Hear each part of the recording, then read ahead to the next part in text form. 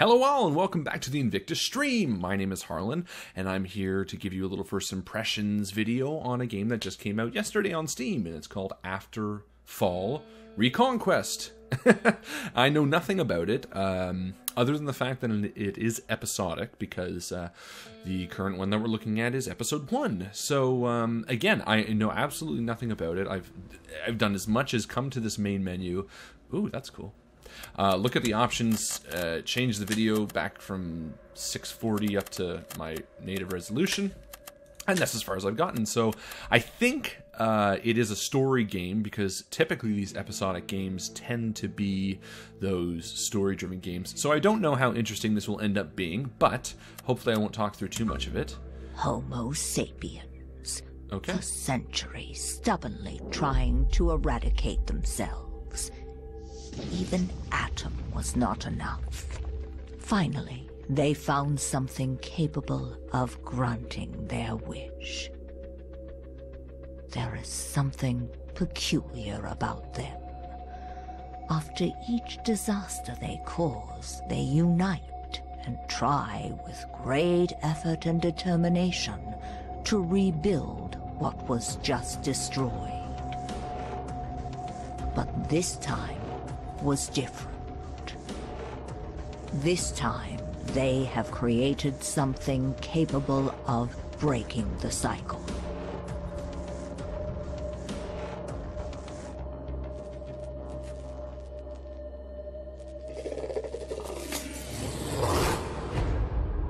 Perhaps there is someone who can save us.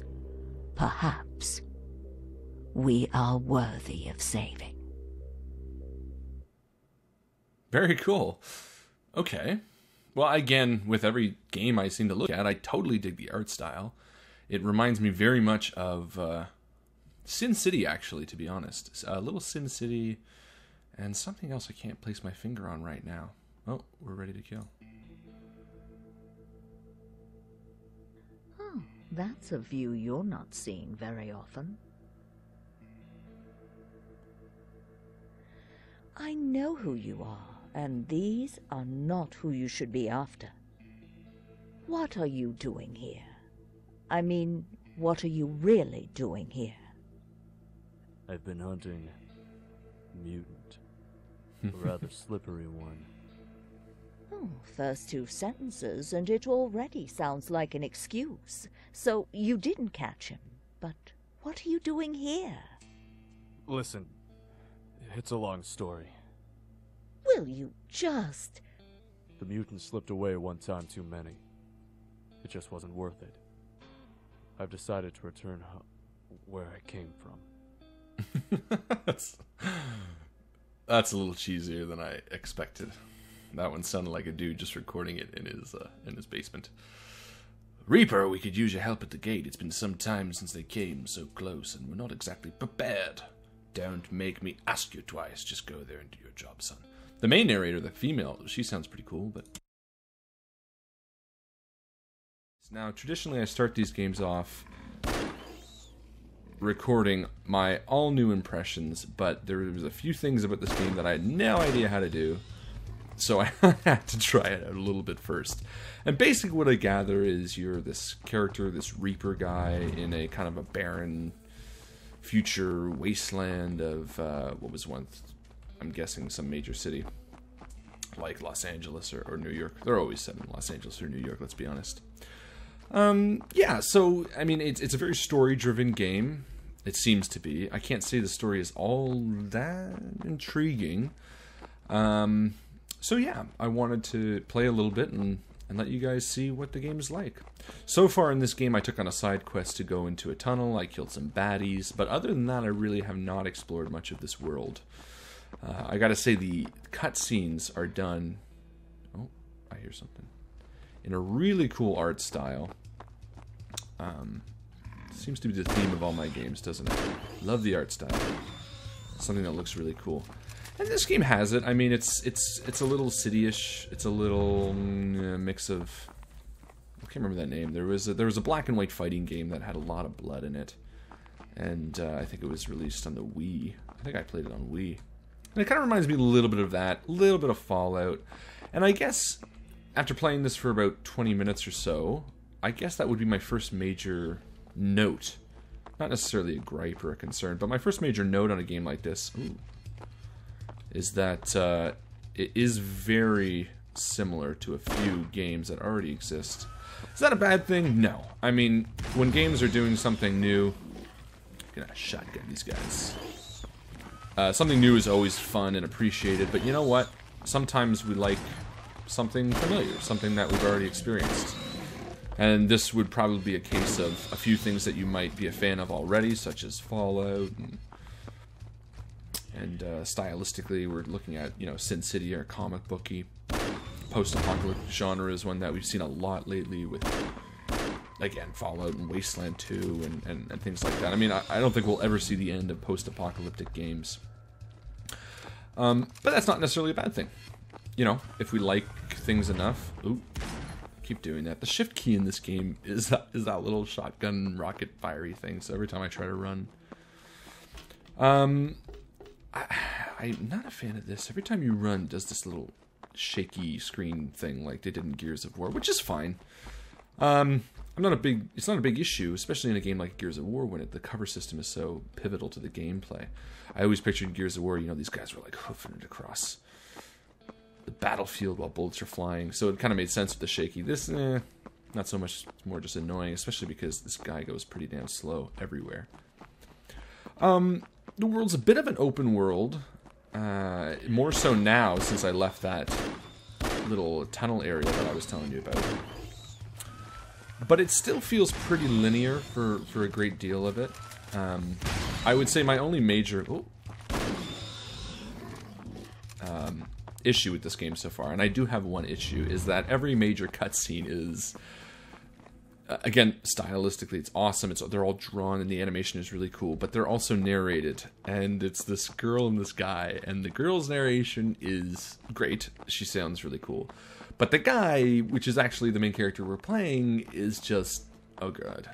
I cannot stand his voice. He's just got this really kind of, I'm phoning this in. It's very heavy-handed, and I kind of wish they didn't have that so much. But yeah, this is part one of a 9-part series, so I'm kind of a little confused as to what they were planning on doing.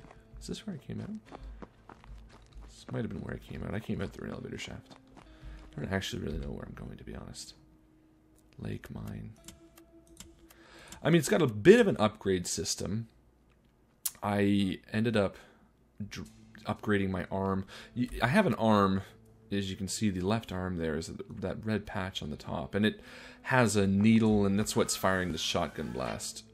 Ba-doom! And I can also cycle it to a shield and fire through it while I'm approaching people, which... Let's be honest, I'm the running gunning type. I'm not that kind of shield user. But there is still somewhat of an upgrade system, and I upgraded the actual drain aspect of my arm, which allows me to drain, I guess, life from fallen people and heal myself. So I thought that was kind of useful. To be honest, at the time, I didn't quite know what it was. The dialogue in this game is sort of unnecessary. I get where they were coming from. Fallout does it. You know, you have that little box pop up and you can make a choice of what you want to say. Doesn't seem to matter that much in this game, so I'm kind of confused why they bothered doing it and didn't just do a straightforward story. Oh, ammo dump. You know, it's like in town you'll talk to the guy and he'll be like, oh, you want to do this quest? And really your only options are, yeah, I want to do this quest, or hell yeah, I want to do this quest. And I always find it kind of odd when they give you a choice. It's not really a choice. I mean, at that point, they're kind of just giving you the illusion of choice. But I guess if you're making a game nowadays, so many people are expecting that. You know, that putting it in, it might fool a few people, so to speak. But yeah, I mean, the dialogue is pretty straightforward. The storyline so far, while a little vague, is pretty straightforward. Although I can't say it's overall that... interesting, which again makes me curious as to why they split into 9 parts, and I have the sneaking suspicion it might be just because of the strain making an entire game this length would put on the person. Oh, who we got? Oh, a wiggly guy. I got excited and fired. It was easy. Haven't had too much of a challenge with the NPCs in this game, to be honest. They're pretty... Oh, I hear someone. Oh, look at all of them. What are you looking for, buddy? Oh, I can't fire through that. I don't think I can jump either. I can roll. Oh, shit. Shit. Oh, shit. Get out of there.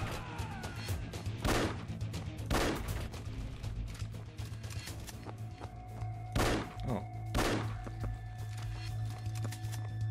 And now that I'm looking at it, that is actually where I left. That area right there.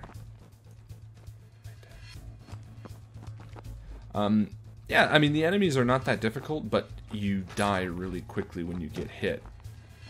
And I kind of feel like maybe that was a balancing issue. They kind of went, oh man, the characters in this game are really easy to kill and kind of easy to get behind. And so let's just make your character take a lot of damage.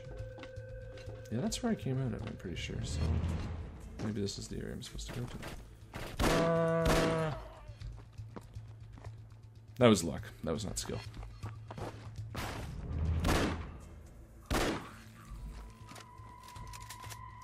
As far as guns go, I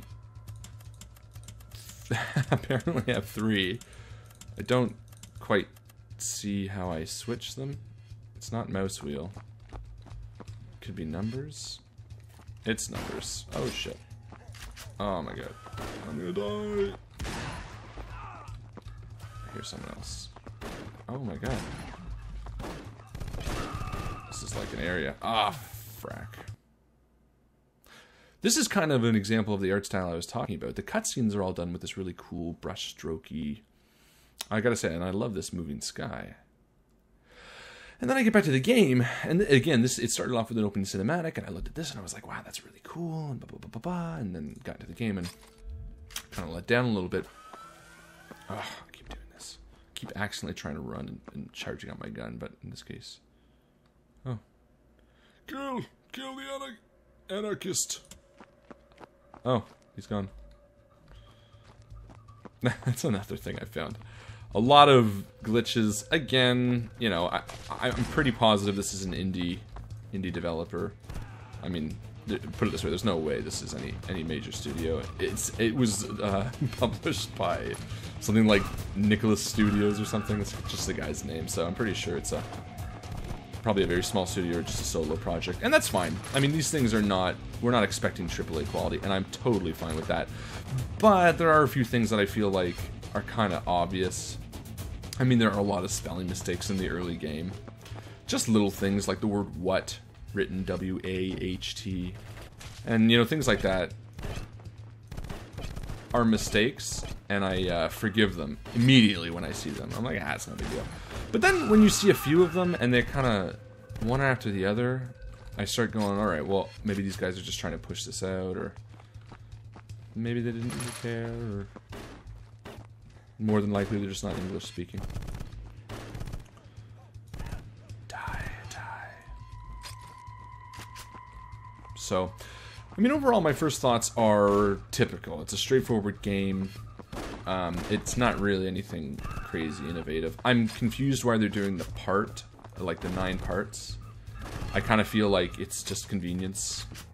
And I think probably even the developer would say the same. I think it's probably a very small studio, maybe 1 guy, 2 guys, that are just releasing it as they can. And there's nothing wrong with that, if the game is really fun and playable. I noticed on the page they didn't offer a package purchase, such as, you know, how the Telltale series is, where they say, you know, pay $20 now and get all of them as they come out. And I think that's actually probably a bad choice on their side, because I think, you know, they might not get as many people interested in it as possible. But from the consumer point of view, I think that's actually quite good, because, you know, sometimes, especially when it comes down to a game like with so many parts, I find myself saying, you know what, screw it, I'll probably want to try them all, and I get them. But with a game like this, and kind of what I've seen so far, I can see myself not really being interested in any of the following parts, so. But who knows? Maybe I'm wrong. Maybe there's still a point where I'm just going to be blown away like this guy. But for the most part, no. A fun little indie game, not doing anything new is kind of what I would do this tagline. And again, I mean, I know I can be harsh with stuff like that, and I keep trying to... Oh, shit. Keep trying to remind myself, alright, look, not every game is going to blow you away, and I get that, and that's important. And not every game is going to be innovative and new and push the boundaries of what you're going to see. Agreed. But when I play games like this, you know, when I walk around, I look around, I go, oh, these shanty towns just remind me of who's breathing. Some guy here.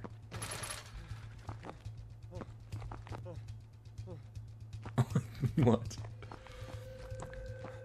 When I see games that just, they remind me of other games, problem is when you're making a post-apoc with sort of, oh, Jesus Christ, that actually scared me. With overtones of, you know, Fallout and shantytowns like Fallout and, you know, the rocks and the player think of games like Fallout. And frankly, a game like this, you know, I'm playing it and just makes me want to play other games that do it a little better. And I think that's why I'm always a big fan of games that offer abstract concepts, at least to try them, because there's something that can't be duplicated. You know, even puzzle games, to an extent, are always offering something new, but a game that's going to be a third-person shooter... I mean, I gotta say, the thing that pushes this one into the realm of interesting... What the hell is that guy? Oh. Kill this guy? Yeah, you know, I barely noticed him, I'll be honest. I probably would have left this area without even realizing it.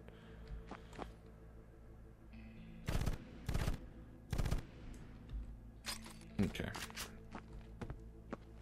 I'm gonna go on a wild limb here and say there's still a guy I haven't killed, because the minute I kill someone, that will trigger the effect. He'll turn to me and go, ah, and say whatever he's gonna say next. But yeah, and that's, again, it just reminds me of other games that I want to play a little better, and abstract games are always coming up with new concepts, puzzle games are always going to be the challenge, but when it comes to a game like this, what I find myself doing as an average gamer, and that's what I would say, I am an average gamer that plays often. I find that I just kind of start going through the motions, and there's nothing really that wants to bring me back, because all I'm doing is I'm following a set path. There's no way that I can put myself into a game like this to make it my own experience. Now, and again, in that example, you could take a game like this that has nothing new. But, and again, to its credit, I'm not saying it has nothing new. I'm just going to the extreme for a second. But you could take a game like this and put it in full color and make a game that reminds everybody of Fallout, but still give you that absolute customization of character, and it becomes a new experience, because then you get to inject yourself to it. But when you're playing a character's story, such as I am here, you know, there's not much it's going to offer me in ways of a new experience. And that's kind of where the idea of crafting your own experience in a game comes really interesting. That's why so many people play games like Skyrim and Fallout, and even smaller indie titles that are one-off shots, you know, like whatever, like a Shovel Knight or something like that. God, I'm naming the 3 biggest games, but there are tons of examples of it. But again, you take a game like Shovel Knight, which is an experience that people haven't had, and you're having fun with it. But when you break a very obvious, kind of straightforward storyline with no real customizable options of any sort into 9 parts, you know, unless you're really into a story like this, and I gotta say, what I know is that my character's name is Reaper, and I'm doing a few fetch quests. I mean, I went out to clear some bandits out of a tunnel. When it comes to a game like that, I can't imagine many people saying, okay, perfect, I cannot wait for the next episode to come out. And that's where games like Telltale, the Telltale series of games, and The Life is Strange, where they can make it episodic because they're letting the gamer make choices that are going to affect the next episode, and so on and so forth. I just can't see this model of episodic game working for this game in particular, or this style of game. What is going on with this guy? Okay. So that's where I'm at. I have to get away through the tunnels. I'm out. I'm assuming this guy's got nothing to do then. Although I find it very strange that he's sitting on a throne. And that's a cool throne. Again, there are a lot of images in this that I find very striking. And again, the art style. And again, there's a great example. I'll take a game like Darkest Dungeon, which is the idea, you know, the roguelite is nothing new. It is a turn-based RPG, but the style, the little things like naming your character and choosing which path you go and choosing your provisions add a huge level of replayability, which is just great. And that's a game that I've already found myself, after doing my first impressions video, going back to many times. Sunless Sea. The story of that game is phenomenal. The writing, the quality of the pieces put into that project are fantastic. And if you took either of those games, you know, they might not work as well when you're trying to apply an episodic. Well, they just wouldn't work. And then that's kind of what I'm seeing with this one. I don't get why it's an episode, other than just the time constraints of making the game. So that's that. I mean, that's where I'm at with this one. And I'm stuck in this area. And I have no idea where to go. I mean, I can go back to that area over here, but this is... I'm 99% sure this is where I came from. Or maybe I'm not. Yeah, this is where I came from. I stepped out of here. I went this way. I went around the whole map, and I ended up back there. So yeah. That's this. That's what this is. I think it might be part of a series. It's got the kind of the second title, Afterfall, Reconquest.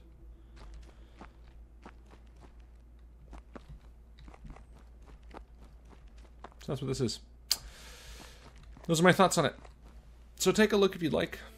Overall, I think I would have liked to shown you guys a little bit of the middle video, the sort of the loading, not just the loading animations, sorry, the story animations. But I don't see myself getting out of this area.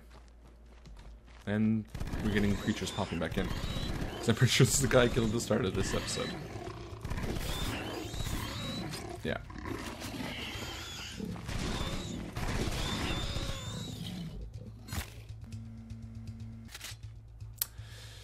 So that's that. Take a look at it. If you like it, I've linked the description in Steam. This is just, you know, for the average person who's going on Steam and looking at this and saying, you know, what the hell is this? Type in a quick YouTube, hopefully you can find this, and you get an average gamer's opinion on this game. Not a review, nothing like that. Alright, thanks again, and if you liked videos like this and you want to see more, like, subscribe, share.